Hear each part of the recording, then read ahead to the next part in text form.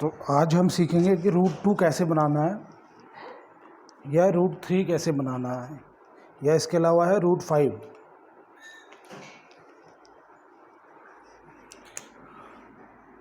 √2 draw √2 on number line. इसके लिए बहुत ज़रूरी है कि हमको पाइथागोरस थ्योरम पता हो। अब पाइथागोरस थ्योरम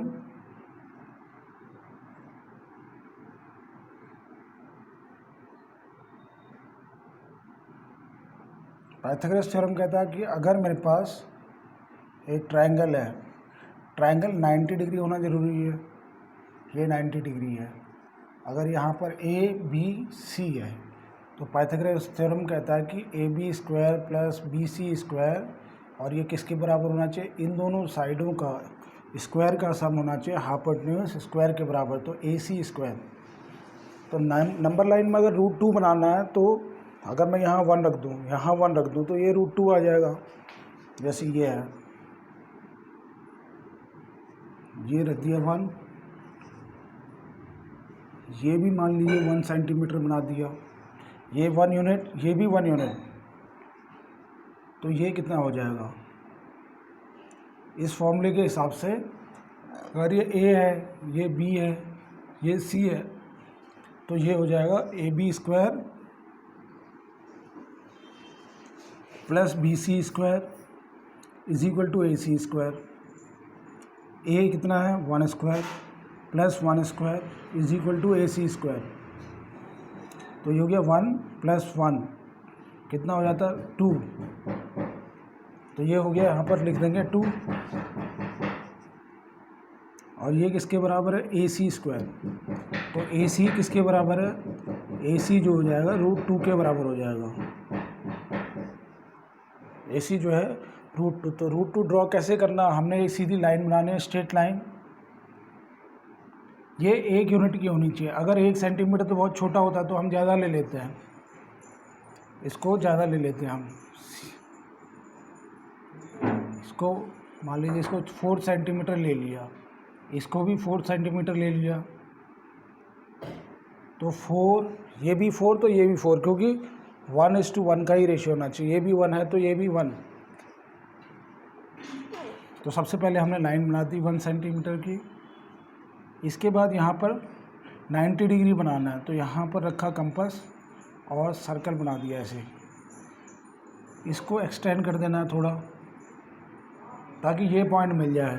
अब इस पॉइंट से यहाँ रख के थोड़ा सा कंपास बढ़ा दिया, कंपास फिर यहाँ रखना है, उधर सेम रखना है कंपास को, और ये काट दिया। इसके बाद मैं ये ज्वाइन कर दूँगा, जो भी मेरी लाइन है ये इस तरह से आ जाएगी। और इसको कितना रखना है, इसको भी जितना ये था उतना ही इसको रखना है। अगर ये 4 सेंटीमीटर थी तो ये भी 4 सेंटीमीटर ले लेनी है। तो 1 और ये 1। अब इसके बाद ये जो लाइन आएगी पाइथागोरस थ्योरम के हिसाब से क्या है, अगर इसको 1 रखूँ, इसको 1 रखूँ, तो ये √2 आ जाएगा। तो ये √2 आ गया। अब लेकिन क्योंकि नंबर लाइन तो हमारी इधर है, इस तरीके से इसको यहाँ ड्रॉ करना है मेरे को। यहाँ ड्रॉ करना है तो कैसे करोगे, यहाँ रखूँगा कंपास और इसको नापना है, यहाँ कंपास रख के इसको नापना है और इसको नीचे ड्रॉ कर देना है। ये आ गया। तो यहाँ से लेकर यहाँ तक का जो डिस्टेंस है ये होगा √2। ये डिस्टेंस होगा √2 यहाँ से लेकर यहाँ तक। अब इसी लाइन को हम स्केल से ड्रॉ कर सकते हैं, लेकिन वो सही तरीका नहीं है क्योंकि कंस्ट्रक्शन है, कंस्ट्रक्शन में स्केल नहीं, कंपास यूज़ कर सकते हैं, तो कंपास यूज़ करना चाहिए। तो ये लाइन ली और उसके बाद यहाँ पर ड्रॉ कर दिया और ये आ गया हमारा √2। तो रिप्रेजेंट हो गया √2 ऑन नंबर लाइन। ये डिस्टेंस 0 से था यहाँ तक 1, और यहाँ से अगर मैं यहाँ तक डिस्टेंस नापूँ तो ये √2 आ गया। इस तरह से √2 को रिप्रेजेंट करना है। सिमिलरली अगर मेरे को √3 करना है तब क्या करें, अगर √3 करना है तो 3 अगर मेरे को करना है तो √3 के लिए तो मेरे को √2 चाहिए, एक जगह √2 चाहिए। तो सबसे पहले तो √2 तो इस तरीके से आ गया, और यहाँ पर फिर मैं यहाँ पर ही एक √1 बना लूँगा, तब √3 आ जाएगा। सबसे पहले पाइथागोरस थ्योरम में अगर मैं देखूँ √3, अगर √3 ड्रॉ करना है तो इधर कितना रखना पड़ेगा, इधर मैं रख लेता हूँ √2 और इधर रखूँगा 1, यानी कि यहाँ पर 90 डिग्री बनाऊँगा और उसको 1 यूनिट रखूँगा, और इसके बाद इसको ड्रॉ कर लूँगा।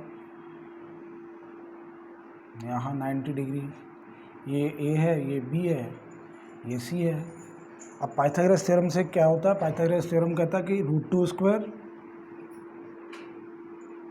यानी कि AB² + BC², 1² = AC²। तो √2² कितना होता है, √2 × √2, इसको ऐसे लिख सकता हूँ मैं, √4 हो जाता है ये, और इसकी वैल्यू होती है 2, हमेशा √2 होगा। तो ये हो गया 2 और ये हो गया 1 = AC²। तो ये हो गया 3 = AC², तो AC हो गया √3। तो इस तरह से √3 बन जाएगा। अब बनाए कैसे इसको, इसमें भी यही करना है। सबसे पहले लेंगे हम 1 यूनिट की लाइन, यहाँ से लेकर यहाँ तक ली, फिर यहाँ पर क्या बनाना है, यहाँ पर 90 डिग्री बना देना है। ये 90 डिग्री बन गया, यहाँ से लेकर यहाँ तक ये 1 यूनिट है। तो इसको थोड़ा सा एक्सटेंड कर दिया ताकि ये इंटरसेक्ट करे लाइन। यहाँ पर 90 डिग्री बनाना है, यहाँ कंपास रखा, यहाँ कट गया, यहाँ रखा, यहाँ कट गया, तो एक स्ट्रेट लाइन आई है, इसको जोड़ दिया। इसके बाद इसको जितना ये था इतना ही इसको रखना है। तो ये यहाँ पर इसको कहीं काट दिया, ये इंटरसेक्ट हो गई, इसको जोड़ दिया यहाँ पर। तो ये कितना है, ये अगर मेरा 1 यूनिट है तो यहाँ से यहाँ तक ये भी 1 यूनिट ही रखना है। अब ये लेकिन कितना आएगा, √2। अभी हमने पिछले वाले में ही देखा था कि अगर इसको 1 रखें तो ये √2 आया था पाइथागोरस थ्योरम के हिसाब से। अब इसको क्या करना है मेरे को, मैंने A लिख दिया इधर, B लिख दिया इधर, C लिख दिया। अब इसको नापना है और इसको नंबर लाइन में यहाँ बना देना। तो इसको यहाँ नापा और कंपास से करेंगे और इसको एक्सटेंड कर दिया यहाँ पर। तो ये आ गया मेरे पास, इसको भी एक्सटेंड करूँगा मैं इस लाइन, स्ट्रेट लाइन को सीधे आगे। तो ये जो पॉइंट है मेरा, अगर इस पॉइंट को मैं D ले लेता हूँ, यहाँ से यहाँ तक मेरे पास आ गया √2। ये जो डिस्टेंस है ये √2 आ गया। अब मेरे को क्या करना, √2 तो मेरे पास आ गया। यहाँ पर मेरे को 1 यूनिट बना दूँ अगर मैं, तो 1 यूनिट यानी कि इसके बराबर या इसके बराबर। तो यहाँ पर मैं फिर से 90 डिग्री बनाऊँगा। ये इधर रखा, इधर कटेगा कहीं, इधर रखा, इधर कटा, और इसको स्ट्रेट सीधे जोड़ देना इसके साथ। तो ये कुछ ऐसे आ जाएगा, ये लाइन कुछ ऐसे आ जाएगी। और इसको नाप के 1 यूनिट ही रखना है, जितना ये था उतना ही रखना है, क्योंकि मेरे को 1 ही यूनिट चाहिए। तो यहाँ कंपास रख के इसको यहाँ कहीं काट दिया। तो ये कितना हो गया, √2, और ये हो गया 1। अब इसके बाद मैं ये जो लाइन जोड़ूंगा इसके साथ, ये √3 होगी, क्योंकि ये √2 था, ये 1 था, तो ये कितना होगा, ये √3। सिमिलरली ये √3 आ गया।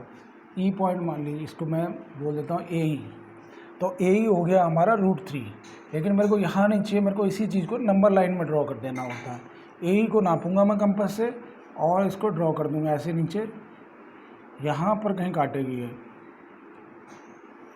तो ये जो पॉइंट है F, अगर मैं मान लेता हूँ इसको, तो यहाँ से लेकर A से लेकर ये जो पॉइंट है F तक, ये कितना हो गया, √3।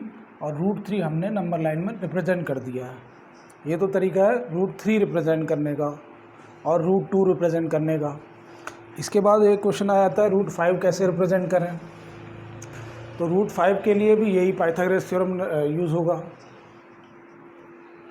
इसमें क्या करना है, √5 के लिए क्या कर देंगे, यहाँ पर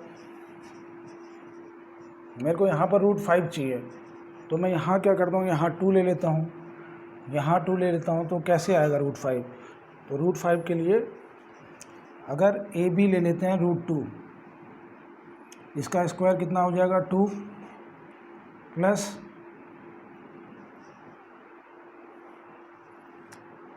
एक तो 2 यानी कि 4 चाहिए मेरे को, तो यहाँ पर मेरे को √2 से नहीं काम बनेगा, इधर तो मेरे को 2 चाहिए होगा, 2 स्क्वायर, ये हो जाएगा 4 + 1 = AC स्क्वायर।